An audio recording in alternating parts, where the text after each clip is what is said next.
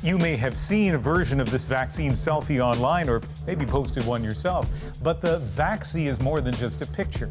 It's a moment of coming together, of hope. And take a look at the captions to many of these pictures.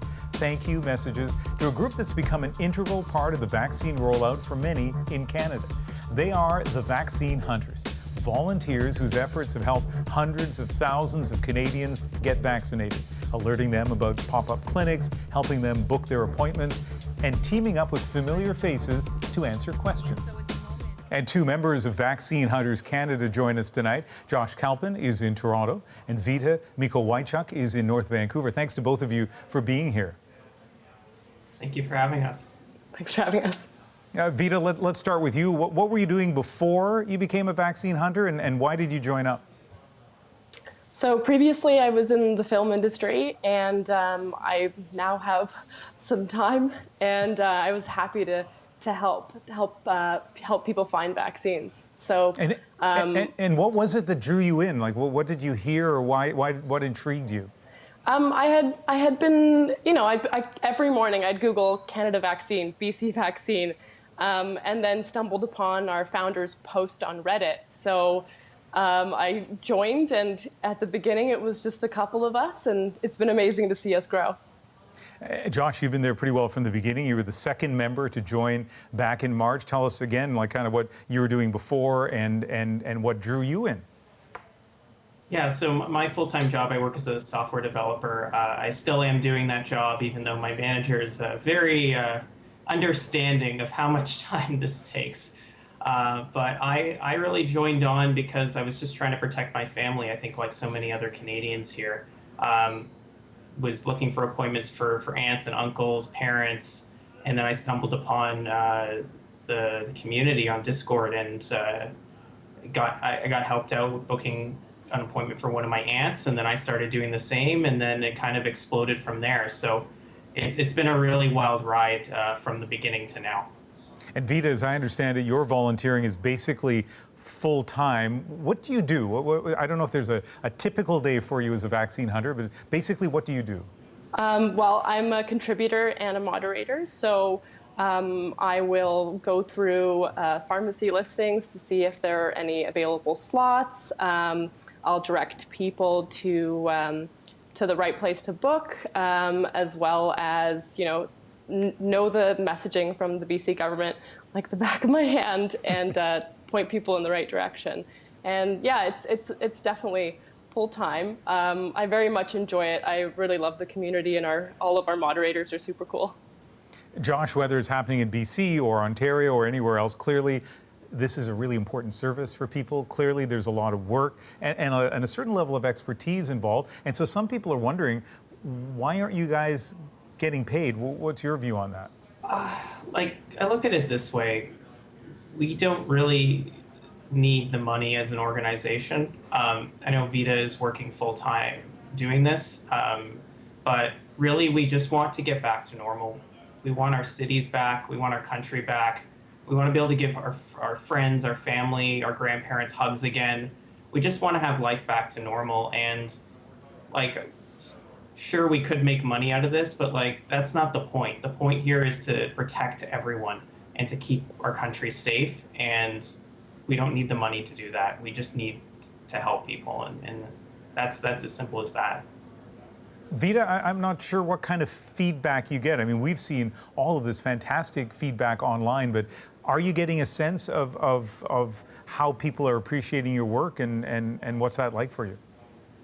Yeah, I mean, sometimes we have people come back and say, thank you so much. You helped me find a vaccine. And sometimes, we'll, as an example, one of our users posted a flyer from their local pharmacy that the pharmacy had supply. We boosted that, we posted it on our Twitter, and then the next day we found out that pharmacy had gone through their entire supply in one day. So you get that a lot, and you kind of step back and say, oh, right, this is amazing. We went through the supply, we're getting people protected, and people are going to be able to see their family just a little bit sooner. Yeah, no kidding. You did that, right? All you and all of your colleagues. Now, Josh, Vaccine Hunters is branching out. We saw a short excerpt of a panel that the organization hosted, and for example, Dr. Lenora Saxinger, an infectious disease doctor who's a frequent guest on this program, was part of that panel. How did it go? I think it was a smashing success. I think what we're seeing now, the first phase, I think, of our organization was very much let's try and just figure out where there's appointments. Now we're more of, okay, there's so many different clinics. How can we individually figure out who's eligible where and all these other different things? I think we're going to hit a phase now where majority of Canadians will be eligible for vaccination in a few weeks, where it's going to shift from getting to the people that really want it to trying to get to the people that are a little scared or unsure or things like that. And I think that this educational material that we're doing with this healthcare team is just the beginning of that. And that's really where the panel came from. And I think there's a lot of things coming up too. There's kids getting their vaccines. 12 to 17 is eligible parts of the country and soon to be everywhere. We'll have even younger kids, hopefully, towards the end of the summer. So there's a lot of people to reach out to, and there's a lot to come still, even though we've done so much.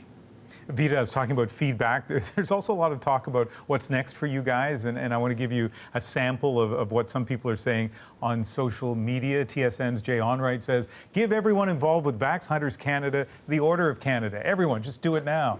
And Seb wrote, can we get Vax Hunters Canada spin-off that will just tell us which McDonald's have ice cream machines that are working? So kind of more lighthearted. Vito, how does that kind of feedback make you feel? It feels great. I mean, the fact that people have been vaccinated, have helped their friends and family get vaccinated is really reward enough. And Josh, we have maybe about half a minute. What's next for this organization? How big is it going to get? Well, we just probably hit about 100 different members of the organization itself, which is kind of remarkable considering about 6 or 7 weeks ago we were just 1 or 2 of us. But really what's next, more of those healthcare panels, more vaccine hesitancy information stuff. You're going to see a lot more stuff towards kids coming up soon. That's our next big focus. We started tweeting and sending updates in different languages, and that's something we're really going to be pushing across the country as well. We now have a TikTok account, an Instagram account, where we're starting Twitch, YouTube. So we really just want to reach everybody wherever they possibly can be. And that's kind of the next steps here as we shift from, okay, not that many appointments to tons of vaccine and trying to get people first shots. And then we still got to get all those second shots too before we can remove the masks and do everything that we used to do. So a lot coming up and still a lot of work ahead. Well, it's an extraordinary thing that the two of you and your many colleagues have done, and I know a lot of people appreciate it. Thanks for speaking with us. Thank you. Thanks for having us.